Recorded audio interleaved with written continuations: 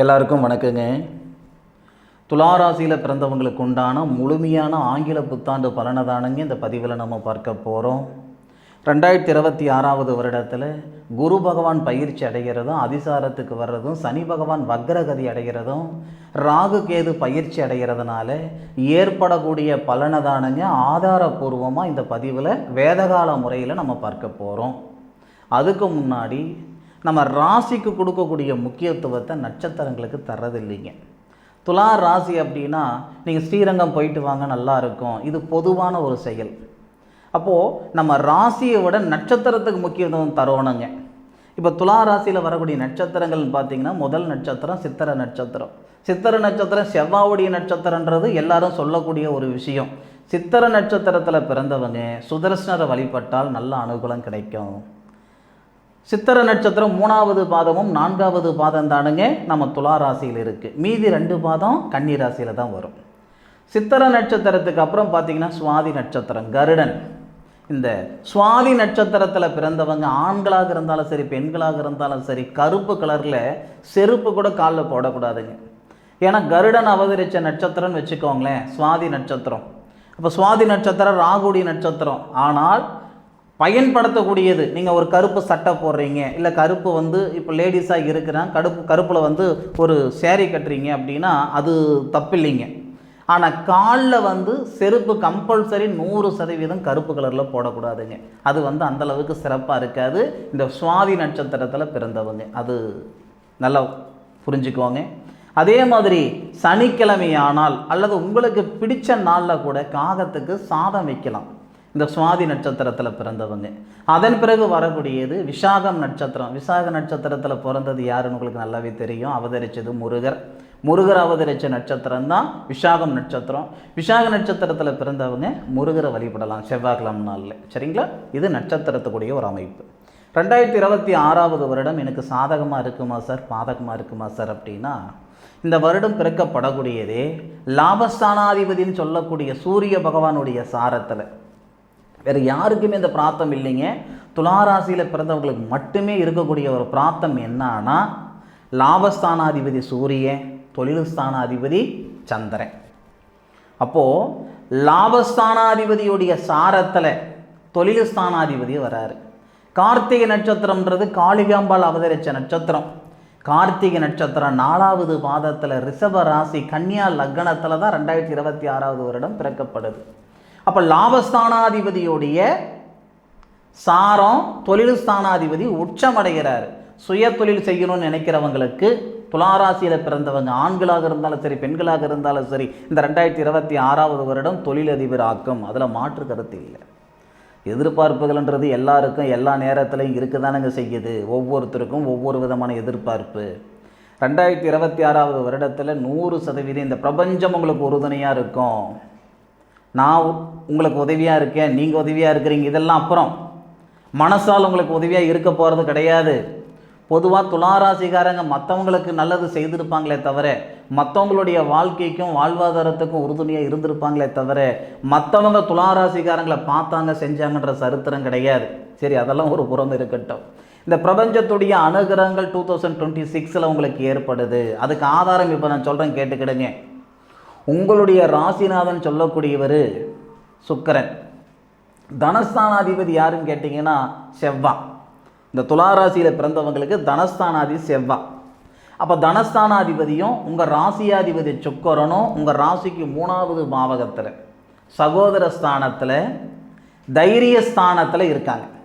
அப்போ லாபஸ்தானாதிபதினு சொல்லக்கூடிய சூரியனும், விரயஸ்தானாதிபதினு சொல்லக்கூடிய புதனும், சுக்கிரன், செவ்வாய் 4 கிரகங்கள் இந்த சகோதர ஸ்தானம் சொல்லக்கூடிய தைரிய ஸ்தானத்தில்.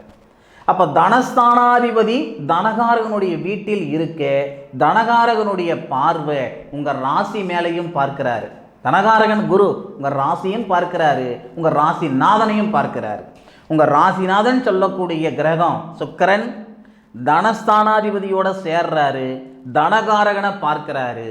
இதனால் சுய தொழில் செய்கிறதுக்கு உண்டான அற்புதமான அனுகூலம் 2026 துளாராசிக்காரங்களுக்கு இருக்குது. ஐயா, 4-5 வருஷமாக நான் இறங்கி தான் போகிறேனே தவிர மேலே ஏறி போகலை. நாம் பட்ட கஷ்டத்துக்கு உண்டான பலனெல்லாம் அனுபவிச்சிருந்தேன்னா 2 வீடு வாசல் வாங்கியிருந்துருப்பேனுங்க. இன்னைக்கு வரைக்கும் யாரோ பிழைக்கிறதுக்கு நான் கஷ்டப்பட்டுட்டு இருக்கிற மாதிரி இருக்குதுங்க. உழைப்புக்கு தகுந்த உயர்வு இல்லை, வாழ்க்கைக்கு ஏற்ற வளர்ச்சி இல்லை, ஏதோ ஒரு மிஷின் வாழ்க்கை நான் வாழ்ந்துக்கிட்டு இருக்கிறேனுங்க. அப்படியெல்லாம் சங்கடப்பட்டு இருக்கிற துளாராசியில் பிறந்தவங்களுக்கு இந்த காலகட்டம் உண்மையிலேயே சிறப்பாக இருக்கும். உங்களை சந்தோஷப்படுத்துறதுக்கான வார்த்தைகள் கிடையாது. அது இல்லை இந்த ஜோசியம். உங்களுடைய சங்கடங்கள் நீங்கிறதுக்கான பாதை இருக்குதுங்கன்னு சொல்கிறேனுங்க. நீங்கள் ஆராய்ஞ்சு நான் பலன் சொல்லியிருக்கேன், நீங்கள் அனுபவித்து சொல்லுங்கள். நான் சொன்ன விஷயம் நடந்தது அல்லது நடக்கலைன்ட்டு. அதிகபட்சம் உங்களுக்கு ஜூன் மாதம் 2ஆம் தேதி, அதாவது குரு பகவான் பயிற்சி ஆகிறதுக்குள்ளார, குரு பகவான் உங்கள் ராசிக்கு 9வது பாவகத்திலிருந்து 10வது பாவகத்துக்கு வர்றதுக்குள்ளார துளாராசியில் பிறந்தவங்க சாதிக்கிறது உறுதி. சம்பாதிக்கிறதுன்றது எல்லா நேரத்திலையும் எல்லாரும் செய்யக்கூடிய ஒரு விஷயம். சாதிக்கிறது அப்படி கிடையாது. ஒரு சிலரால் ஒரு சில நேரத்தில் தான் செய்வாங்க. துளாராசியில் பிறந்தவங்க இது சாதிக்கிறதுக்குண்டான ஒரு அனுகூலம் இந்த பிரபஞ்சம் தரப்போகுது. அப்போது ஜனவரி 1ஆம் தேதியிலிருந்து ஜூன் மாதம் சரியாக 2ஆம் தேதிக்குள்ளார சுய தொழில் செய்யணுன்ற எண்ணத்தில் இருக்கக்கூடிய துளாராசியில் பிறந்தவங்க தாராளமாக செய்யலாம். அல்லது இடமாற்றங்கள் செஞ்சுக்கிடணும். நான் சென்னையில் இருக்கிறேனுங்க, சேலத்தில் பிறந்தது, நான் சொந்த ஊருக்கு போகலாம்னு இருக்கிறேனுங்க, வேலையில் மாற்றங்கள் வேணும் எதிர்பார்த்துட்ருக்கிறேன், இடமாற்றங்கள் வேணும் எதிர்பார்த்துக்கிட்டு இருக்கிறேனுங்க, தாராளமாக செஞ்சுக்கிடலாம். நிறைய பேருக்கு இந்த போக்குவரத்து துறையில் இருக்கிறவங்களோ அல்லது இந்த அரசாங்க உத்தியோகத்தில் நிறைய பேர் இருப்பாங்க பாருங்கள். எனக்கு டெம்பரவரியான வேலை செய்துக்கிட்டு இருக்கிறேனுங்க, தற்காலிகமான வேலை செய்துக்கிட்டு இருக்கிறேனுங்க, நிரந்தரம் அடையலை அப்படின்னா துளாராசியில் பிறந்தவங்களுக்கு 2026 ஆரம்பித்து 2026வது வருடம் ஆரம்பித்து ஜூலை மாதம் 27க்குள்ளார, ஏன்னா ஜூலை மாதம் 27 என்ன ஆகுதுன்னா சனி பகவான் உங்கள் ராசியாதிபதி சுக்கிர பகவானுடைய நெருங்கிய நண்பனான சனி பகவான் வக்கரகதி அடைகிறார் ஜூலை மாதம் 27ஆம் தேதி. அப்போ ஜனவரி மாதம் 1ஆம் தேதியிலிருந்து ஜூலை மாதம் 27 தேதிக்குள்ளார வேலை வாய்ப்பில் நிரந்தரம் ஏற்படும். வேலையே இல்லாமல் இருந்துக்கிட்டு இருக்கிறேன் சார் அப்படின்னாலும் ஜூலை மாதம் 27 தேதிக்குள்ளார உங்களுக்கு உண்டான வேலை வாய்ப்பு இந்த பிரபஞ்சம் கொடுத்துரும். அதாவது இங்கே நிறைய பதிவில் நான் சொல்லியிருக்கிறேனுங்க, நம்ம மனசால் நமக்கு எந்த அளவுக்கு எதிர்பார்ப்பு இருக்கோ அதே அளவுக்கு முயற்சியும் செய்கிறோம். முயற்சி செய்கிறவங்க எல்லாமே முன்னுக்கு வரதில்லை. முயற்சியோடு இந்த பிரபஞ்சத்துடைய அனுகிரகங்கள் இருந்தால் தான் முன்னுக்கு வர முடியும். ஒரு மைதானத்தில் ஓட்டப்பந்தயத்தில் 10 பிள்ளைங்க ஓடுறாங்கன்னா 10 பிள்ளைங்களுடைய எண்ணத்தில் மனசில் எண்ணம் இருக்கும்னா நாம் தான் முன்னுக்கு வரணுன்ட்டு. ஆனால் அதில் முன்னுக்கு வர்றது ஒத்த பிள்ளை தான். அப்போது 10 பேர் முயற்சி பண்ணாலும் விதி நமக்கான ஒரு பிராப்தம் இருக்கணும். அந்த முயற்சியோட நேர காலங்களும் சாதகமாக இருந்தால் தான் நம்ம போக வேண்டிய இடத்துக்கு போக முடியும். இது துளாராசியில் பிறந்தவங்களுக்கு உண்டான அற்புதமான பொக்கிஷமான ஒரு காலகட்டம். ஜனவரி 1ஆம் தேதியிலிருந்து ஜூலை மாதம் 27 தேதி வரை இது முழுக்க தொழில் சார்ந்த விஷயங்களுக்கு நல்ல ஒரு தருணமாக இருக்கும். அதில் மாற்று கருத்து இல்லை. இன்னும் சில பேர் இருக்காங்க, கடன் பிரச்சனை அதிகமாக இருக்குது சார், குடும்பத்துக்குள்ளார நிறைய குழப்பங்கள் இருந்துக்கிட்டு இருக்குதுங்கன்ட்டு. திருமண ஸ்தானாதிபதியும் குடும்ப ஸ்தானாதிபதியும் செவ்வாய் தான் துளாராசியில் பிறந்தவங்களுக்கு இல்லையா. அப்போது குருவுடைய வீட்டில் செவ்வாய், குருவுடைய பார்வையில் செவ்வாய், அந்த செவ்வாய் சுக்கிரனுடைய சாரம் இல்லைன்னா சாஸ்திரம் இல்லைங்க. தனஸ்தானாதிபதின்னு சொல்லக்கூடிய ஒரு கிரகம் தனகாரகனுடைய வீட்டில் 258 டிகிரி பூராடம் நட்சத்திரம் 2வது பாதத்தில். பூராடம் நட்சத்திரம் யாருடைய நட்சத்திரம்? சுக்கிரனுடைய நட்சத்திரம். அப்போது அந்த சுக்கிரன் செவ்வாவோடு சேர்ந்து தனஸ்தானாதிபதியோடு சேர்ந்து தனஸ்தானாதிபதிக்கு சாரமும் கொடுத்து தனகாரகனுடைய பார்வை. இதனால் கணவன் மனைவிக்குள்ளே இருக்கக்கூடிய கருத்து வேறுபாடுகள் முழுக்க சரியாயிடும். பிரிஞ்சு போன காதலர்கள் ஒன்று சேருவாங்க. திருமணத்தில் இருக்கிற தடைகள் நீங்கும். ஐயா, நாகதோஷம் சொல்கிறாங்க, செவ்வாதோஷம் சொல்கிறாங்க, தாரதோஷம் சொல்கிறாங்க. நானும் யார் என்னென்ன சொன்னாங்களோ எல்லாம் செஞ்சுட்டேனுங்க. இது வரைக்கும் எனக்கு நல்லது நடக்கலை சாமின்னா 2026வது வருஷத்தில் கல்யாணம் ரெடி. பணத்தை ரெடி பண்ணி வச்சுக்கிடுங்க. 100% பணத்தை ரெடி பண்ணி வச்சுக்கிடுங்க. கல்யாணம் உறுதி, அதில் மாற்று கருத்து இல்லை. இன்னும் ஒரு சில பேருக்கு புத்திர பாக்கியம் உருவாகிறதுக்கு உண்டான அற்புதமான தருணமாக இருக்குது. சார் நீங்கள் இதெல்லாம் ஏதோ வாய்க்கு வர்றது நீங்கள் சொல்கிறீங்க போல இருக்குது, இதெல்லாம் நாங்கள் எப்படி சார் நாங்கள் நம்புறது? ஆதாரம் கொடுக்குறேனுங்க, ஆதாரம் கொடுக்காம சொல்லிட மாட்டேனுங்க, தப்பாயிடுங்க. கை கொடுத்தா மேலலாம், வார்த்தை விட்டால் மேல முடியாது. பொதுவாகவே புத்திரஸ்தானம் அப்படின்றது நம்ம ராசிக்கோ அல்லது நம்ம லக்னத்துக்கோ 5வது பாவகங்க. புத்திரஸ்தானம்னா துலா ராசிக்கு எந்த இடம் புத்திரஸ்தானம்னா கும்பம். துலா ராசியிலிருந்து 5வது இடம் கும்பம் இல்லையா? புத்திரஸ்தானாதிபதினு சொல்லக்கூடிய கிரகம் சனி.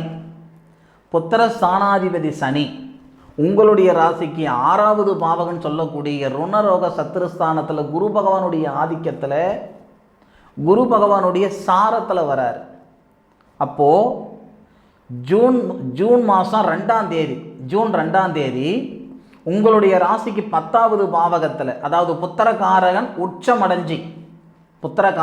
உச்சமடைஞ்சி உங்களுடைய ராசிக்கு 2வது பாவகத்தை பார்ப்பார். அதாவது குடும்பஸ்தானத்தையும் பார்ப்பார். உங்களுடைய ராசிக்கு 6வது பாவகத்தில் மறைவு ஸ்தானத்தில் இருக்கக்கூடிய புத்திர ஸ்தானாதிபதியை பார்ப்பார் புத்திரகாரகன். அந்த சூழலில் குழந்தை பாக்கியம் உறுதி. 12-13 வருஷம் ஆகுதுங்க கல்யாணம் ஆகி, குழந்தை பாக்கியம் இல்லைங்க. நிறைய வைத்தியம் பார்த்துட்டோம், நிறைய பரிகாரங்கள் செஞ்சிட்டோம், குழந்தை பாக்கியமே இதுக்கு மேற்கொண்டு வராதுன்னு நினைக்கிறேன். இந்த அளவுக்கு ஆதங்கத்தில் இருக்கக்கூடிய தம்பதிகளுக்கு ஜூன் மாதம் 2 தேதிக்கு மேற்கொண்டு 100% குழந்தை பாக்கியம் உருவாகும். அதுவும் இவங்களுக்கெல்லாம் குழந்தையே பிறக்காது அப்படின்ட்டு சொன்னவங்களுக்கு கூட சரியாக அக்டோபர் மாதம் 30-31ஆம் தேதி, அந்த 2 மாதம் டைம் கொடுக்குறேனுங்க, 100% குழந்தை பாக்கியம் ஏற்படும். ஏன்னா குரு பகவான் அதிசாரத்தில் இருக்கார். அக்டோபர் மாதம் 21ஆம் தேதி, அக்டோபர் மாதம் 31ஆம் தேதி குரு பகவான் அதிசாரத்தில், அதாவது புத்திரகாரகன் சொல்லக்கூடிய ஒரு கிரகம் அதிசாரத்துக்கு புத்திர ஸ்தானாதிபதியை பார்க்கக்கூடிய சூழல். அந்த புத்திர ஸ்தானாதிபதின்னு சொல்லக்கூடிய ஒரு கிரகம் தன்னுடைய சுயசாரம், இது எல்லாமே நமக்கு ஒன்று போல் சாதகமாக இருக்குது. அப்போ துளாராசியில் பிறந்தவங்களுக்கு 2026 பலவிதமான எதிர்பார்ப்பு பூர்த்தி அடையுது, அதில் மாற்று கருத்து இல்லை. இதில் ரொம்ப ரொம்ப முக்கியமான ஒரு விஷயம் என்னென்னா மன அழுத்தம். ஒவ்வொருத்தருக்கும் ஒவ்வொரு விதத்தில் மன அழுத்தம் இருக்கும். நம்ம படித்த படிப்புக்கு உண்டான உத்தியோகம் இல்லை, உழைப்புக்கு தகுந்த உயர்வு இல்லை. புதனும் சூரியனும் சேர்ந்து குரு பகவானுடைய பார்வை. அப்போ புதனும் சூரியனும் சேர்ந்ததால் புதன் ஆதித்ய யோகம்னு சொல்லுவாங்க. இது நிறைய பேருக்கு தெரியும். புதனும் சூரியனும் சேர்ந்து இருக்கிறதுனால அரசாங்க உத்தியோகத்துக்கு முயற்சி பண்ணுறவங்க, இல்லை அரசாங்க சலுகைகள் முயற்சி பண்ணுறவங்க, அரசாங்க ரீதியாக நான் ஒரு விஷயம் செய்துக்கிட்டு இருக்கிறேனுங்க, எதிர்பார்த்துக்கிட்டு இருக்கிறேனுங்க அப்படின்னா இந்த நேர காலங்கள் துளாராசியில் பிறந்தவங்களுக்கு நல்லாயிருக்கும். இல்லை சார், நான் வெளிநாட்டுக்கு போகணும்னு ஆசைப்பட்டுட்டு இருக்கேன், அல்லது வெளிநாட்டுக்கு வந்துட்டேன், இந்த இடத்துல என்னால் ஒரு வீடு வாசலை வாங்க முடியல, இல்லை இந்த நாட்டு குடி உரிமை என்னால் வாங்க முடியலைன்னா சூரியனும் செவ்வாவும் சேர்ந்துருக்காங்க. அதாவது தனஸ்தானாதிபதியும் லாபஸ்தானாதிபதியும் சேர்ந்து சூரிய மங்கள யோகம்னு சொல்லுவாங்க. அதை சூரிய மங்கள யோகமாக குருவுடைய பார்வை.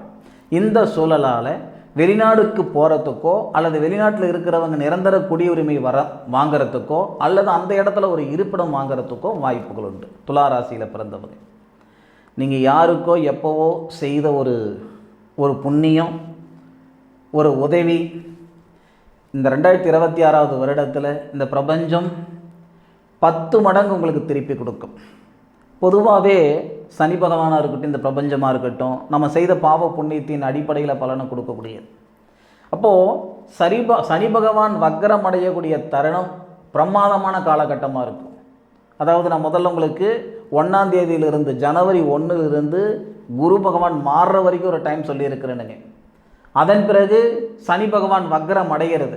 இப்போ ஒவ்வொரு தருணத்திலையும் துளாராசியில் பிறந்தவங்களுக்கு அற்புதமான அனுகூலம் ஏற்பட போகுதுன்றதில் எந்த விதமான ஒரு மாற்று கருத்து இல்லை. முழுமையாக அனுபவித்து சொல்லுங்கள். ஐயா இது நடந்தது அல்லது இது நடக்கலைன்ட்டு அனுபவித்து சொல்லுங்கள். ஆராய்ஞ்சு பலன் சொல்லியிருக்கேன். அதே மாதிரி 2026வது வருடத்தில் உங்களுடைய சுய ஜாதகத்தில் இருக்கக்கூடிய அமைப்புகள் எப்படி இருக்குதுன்றது ஒரு முறை பார்த்துக்கிடுங்க. மீண்டும் அடுத்த ஒரு அற்புதமான தருணத்தில் உங்கள் அனைவரையும் சந்திக்கும் வரை உங்களிடமிருந்து விடைபெறுவது உங்கள் வீட்டு ஜோதிட நண்பனான மா காளிதாஸ் மணிகண்டன். திருச்சிற்றம்பலம். வாழ்க வையகம், வாழ்க வளமுடன்.